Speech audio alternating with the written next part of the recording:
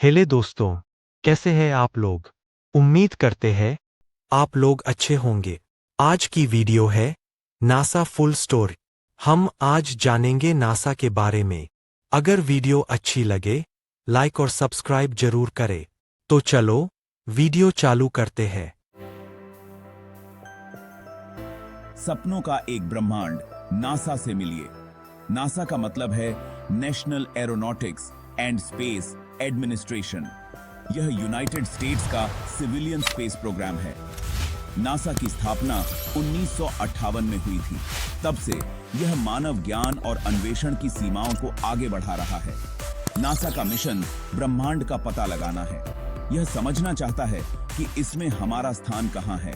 Agency नई तकनीकों का विकास करती है। यह अंतरिक्ष यान को दूसरी दुनिया में भेजता है। यह पृथ्वी और उसके वायुमंडल का अध्ययन करता है। नासा ने अविश्वसनीय खोजें की हैं। इसने मनुष्यों को चांद पर उतारा है। इसने हमारे सौर मंडल के हर ग्रह पर प्रोब भेजे हैं। नासा लगातार उन चीजों की सीमाओं को आगे बढ़ा रहा है जो हम जानते हैं और जिन्हें हम संभव समझते हैं। अन्वेषण की शुरुआत, नासा की उत्पत्ति। 1957 में सोवियत संघ ने स्पुतनिक 1 लॉन्च किया। यह पृथ्वी की परिक्रमा करने वाला पहला कृत्रिम उपग्रह था। इस घटना ने अंतरिक्ष की दौड़ को जन्म दिया। संयुक्त राज्य अमेरिका इसे पकड़ने के लिए दृढ़ था। जवाब में राष्ट्रपति ड्वाइट डी आइजनहावर ने राष्ट्रीय वैमानिकी और अंतरिक्ष अधिनियम पर हस्ताक्षर किए। इस अधिनियम ने 1 अक्टूबर 1958 को नासा की स्थापना की। नासा को संयुक्त राज्य अमेरिका के लिए सभी गैर सैन्य अंतरिक्ष गतिविधियों का प्रबंधन करने के लिए बनाया गया था। एजेंसी के शुरुआती वर्ष सोवियत संघ को पकड़ने पर केंद्रित थे। नासा ने रॉकेट और अंतरिक्ष यान विकसित करने के लिए तेजी से काम किया। उन्होंने अंतरिक्ष यात्रियों को अंतरिक्ष उड़ान के लिए प्रशिक्षित किया। लक्ष्य स्पष्ट था, एक आदमी को अंतरिक्ष में और चांद पर पहुंचाना। चांद और उससे आगे, प्रोजेक्ट मरकरी और मिथुन।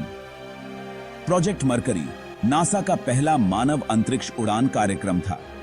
लक्ष्य एक अमेरिकी अंतरिक्ष यात्री को पृथ्वी की कक्षा में स्थापित करना था। 5 मई 1961 को एलन शेपर्ड अंतरिक्ष में जाने वाले पहले अमेरिकी बने। प्रोजेक्ट मिथुन ने मरकरी का अनुसरण किया। इसने चंद्र अभियानों के लिए आवश्यक कौशल और प्रौद्योगिकी विकसित करने पर ध्यान केंद्रित किया। मिथुन अंतरिक्ष यात्रियों ने अंतरिक्ष में चलने और मिलनसार युद्धाभ्यास का अभ्यास किया। उन्होंने मानव सहन शक्ति की सीमाओं का परीक्षण करते हुए अंतरिक्ष में अधिक समय बिताया। ये शुरुआती मिशन महत्वपूर्ण कदम थे। उन्होंने अमूल्य अनुभव और डेटा प्रदान किया। यह जानकारी महत्वाकांक्षी अपोलो कार्यक्रम के लिए आवश्यक थी। अंतिम लक्ष्य मनुष्यों को चांद पर उतारना था। मानवता के लिए एक बड़ी छलांग, अपोलो मिशन। अपोलो कार्यक्रम नासा की सबसे प्रतिष्ठित उपलब्धि थी। इसका लक्ष्य मनुष्यों को चांद पर उतारना और उन्हें सुरक्षित पृथ्वी पर वापस लाना था। अपोलो मिशन ने दुनिया को मोहित कर लिया। उन्होंने अन्वेषण की भावना से पीढ़ियों को प्रेरित किया। 20 जुलाई 1969 को अपोलो 11 ने यह लक्ष्य हासिल किया। नील आर्मस्ट्रांग चांद पर चलने वाले पहले इंसान बने। उनके शब्द, एक ही तादी एक ही बाकी। एक आदमी के लिए एक छोटा कदम, मानव जाति के लिए एक बड़ी छलांग, इतिहास में अंकित हो गए। अपोलो मिशन 1972 तक जारी रहे। वे सैकड़ों पाउंड चंद्र नमूने वापस लाए। इन नमूनों ने चंद्रमा के गठन और इतिहास में बहुमूल्य अंतर्दृष्टि प्रदान की। अपोलो कार्यक्रम मानवीय सरलता और अन्वेषण की शक्ति का प्रमाण बना हुआ है। भाग 5, अंतरिक्ष यान, अन्वेषण का एक नया युग।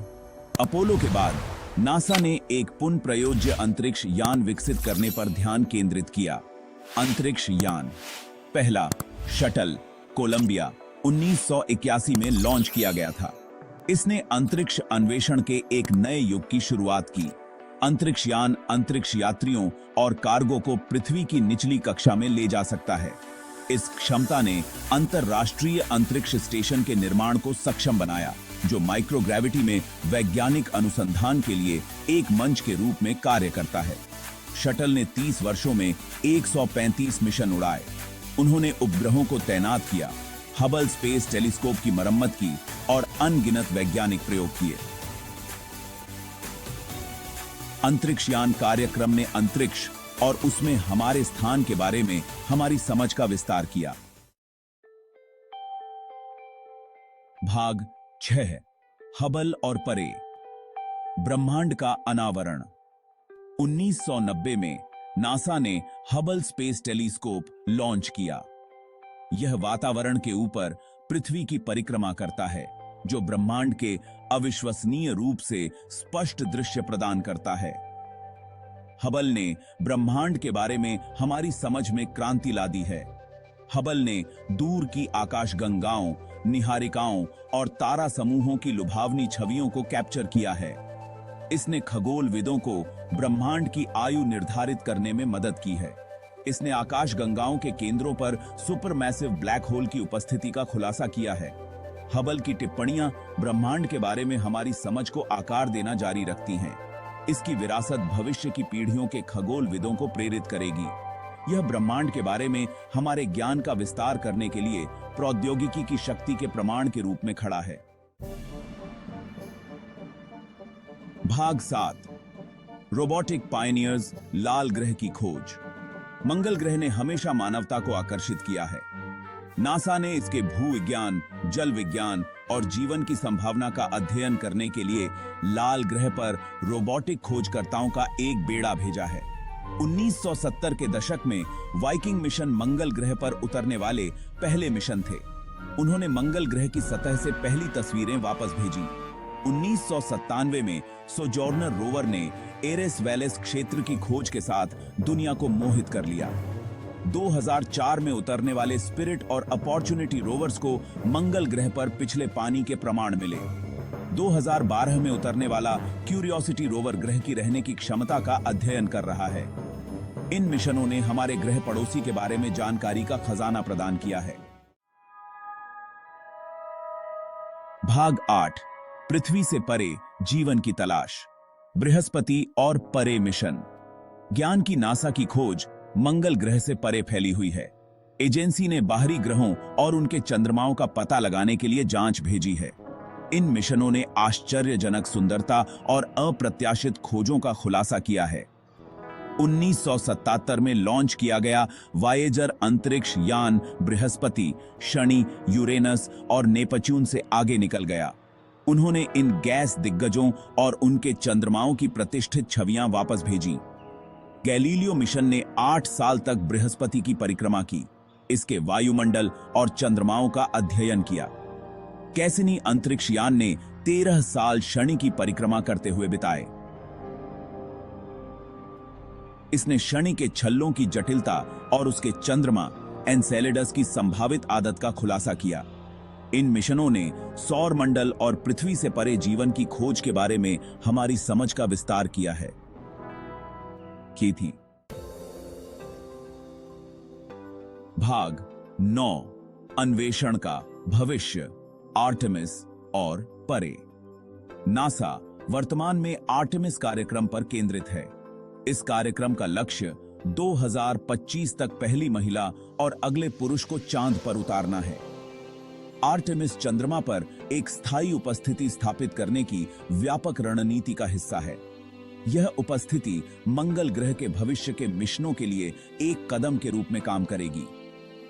नासा गहन अंतरिक्ष अन्वेषण के लिए नई तकनीकों और क्षमताओं का विकास कर रहा है।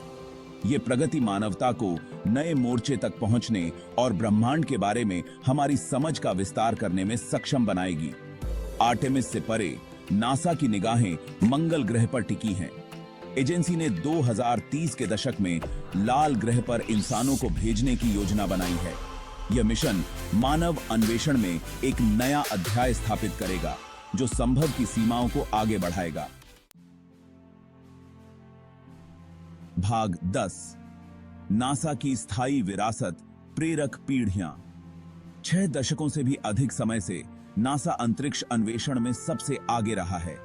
एजेंसी की खोजों और उपलब्धियों ने दुनिया भर में वैज्ञानिकों, इंजीनियरों और सपने देखने वालों की पीढ़ियों को प्रेरित किया है। नासा की विरासत वैज्ञानिक खोजों से परे है। यह जीवन के सभी क्षेत्रों के लोगों को प्रेरित करने, शिक्षित करने और एकजुट करने की अपनी क्षमता में निहित है। एजेंसी के काम ने हमें मानवीय सरलता की शक्ति और ज्ञान और अन्वेषण को आगे बढ़ाने के महत्व को दिखाया है। जैसे जैसे नासा ब्रह्मांड का पता लगाना जारी रखेगा और जो संभव है उसकी सीमाओं को आगे बढ़ाएगा, इसकी विरासत निस्संदेह आने वाली पीढ़ियों को प्रेरित करती रहेगी। वीडियो को लाइक कर दीजिएगा, प्लस अपना कमेंट करके जाइएगा वीडियो के बारे में। हमारी पहली वीडियो है। एक बात बता दूं, आने वाला वीडियो हमारी चंद्रयान 1 के बारे में है। अगर आप चंद्रयान 1 के बारे में जानना चाहते हैं तो वीडियो जरूर देखिएगा।